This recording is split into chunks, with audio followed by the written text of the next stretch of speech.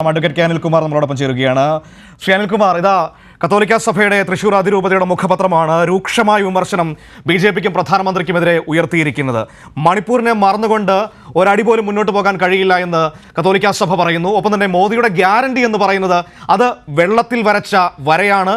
തൊഴിലില്ലായ്മയും വിലക്കയറ്റവും ഒപ്പം തന്നെ മണിപ്പൂരുമൊക്കെയാണ് മോദിയുടെ ഗ്യാരണ്ടി എന്ന് കത്തോലിക്ക സഭ തുറന്നു പറയുമ്പോൾ നമ്മൾ മനസ്സിലാക്കേണ്ടത് എന്താണ്? ഇപ്പോൾ നമ്മൾ സമീപകാലങ്ങളിലൊക്കെ കണ്ടത് ഈ മതമേലധ്യക്ഷന്മാരുമൊക്കെയായി കൂടിക്കാഴ്ചയൊക്കെ നടത്തി കത്തോലിക്ക സഭയോടൊക്കെ ഒരു അടുക്കുന്ന നീക്കങ്ങൾ BJPയുടെ ഭാഗത്തുനിന്നുണ്ടായല്ലോ. അതിനുള്ള മറുപടിയാണോ ഇത്?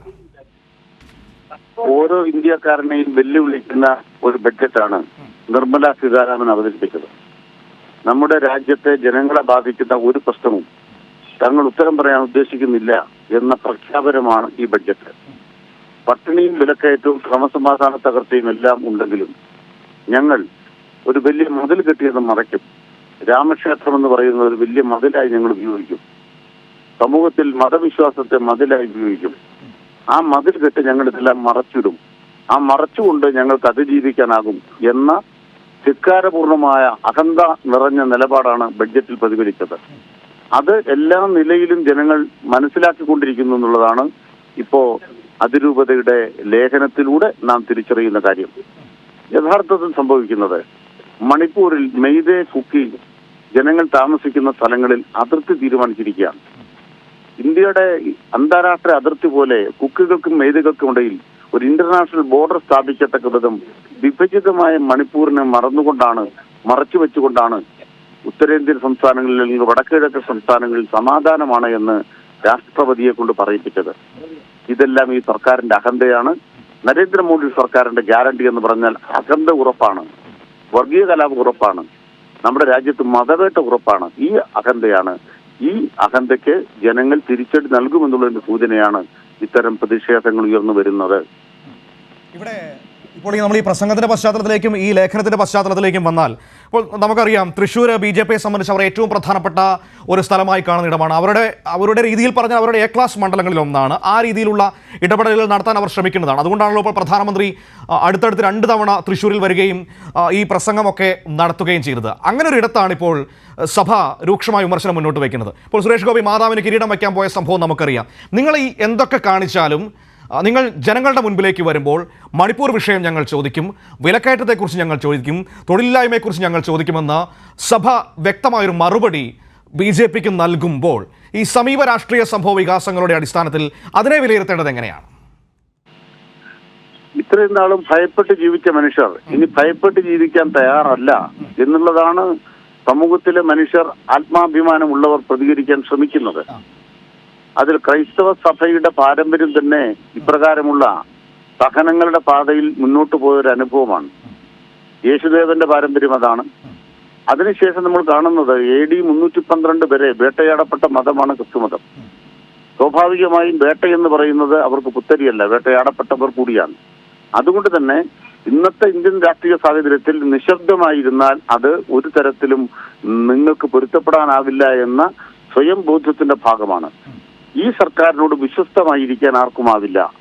ഉപ്പ് സത്യാഗ്രഹത്തിന്റെ ഘട്ടത്തിൽ മഹാത്മാഗാന്ധി പറഞ്ഞതുപോലെ ബ്രിട്ടീഷ് സർക്കാരിനോട് വിശ്വസ്തത പുലർത്തുന്നത് അനീതിയാണ്, അവിശ്വസ്തതയാണ് കാലഘട്ടത്തിന്റെ ധർമ്മം.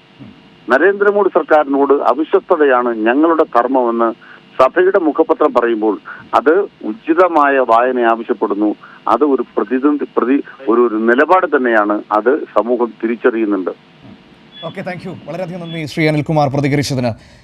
തിയോഫിൻ ഒരിക്കൽ കൂടി നമ്മളോടൊപ്പം ചേരുകയാണ്. തിയോഫിൻ, ഈ രീതിയിലാണ് കാര്യങ്ങൾ. അതൊരു ഈ കാലഘട്ടത്തിൻ്റെ ഈ സമയത്തിനനുസരിച്ചുള്ള ഒരു ഉചിതമായ വായനയാണ് ആ ലേഖനത്തിലൂടെ സഭ മുന്നോട്ട് വയ്ക്കുന്നത് എന്ന ആ അനിൽകുമാറിൻ്റെ പരാമർശം വളരെ പ്രാധാന്യത്തോടെ നമ്മൾ കാണേണ്ടതാണ്. കാരണം എത്രയധികം കെട്ടുകാഴ്ചകൾ വച്ചാലും വസ്തുതകളിൽ നിന്ന് ഒളിച്ചോടാൻ BJPക്കോ കേന്ദ്ര സർക്കാരിനോ കഴിയില്ല എന്നൊരു യാഥാർത്ഥ്യം നമ്മുടെ മുൻപിലുണ്ട്.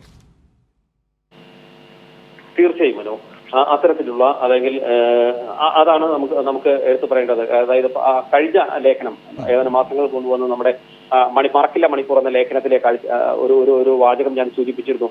അതിന് അവസാനം പറഞ്ഞിരുന്നല്ലോ, ഏതൊക്കെ രീതിയിൽ വേഷം മാറി ഏതെല്ലാം വേഷം ധരിച്ച് ഒരുപക്ഷെ പറ്റിക്കാൻ വന്നാലും അത്തരത്തിലൊന്നും കബളിപ്പിക്കപ്പെടില്ല.